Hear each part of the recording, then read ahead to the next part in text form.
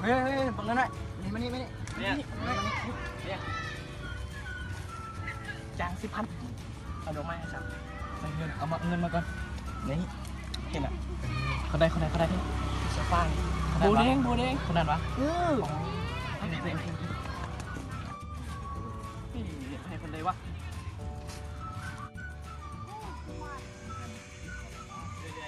มีคนฝากไม่มา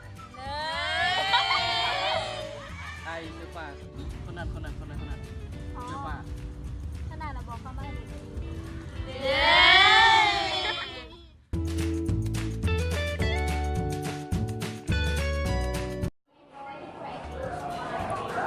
เฮ้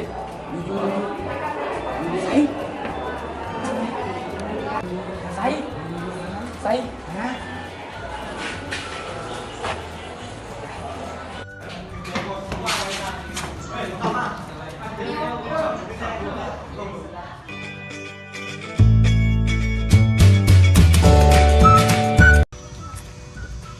วิธีสุดท้ายเนาะก็เป็นการให้โดยตนเอง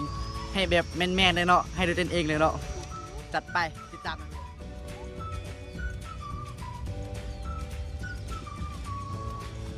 สาวมันแอบมักต้องมาโดนเราถ้าเราต้องไว้มาให้ใจเด้อ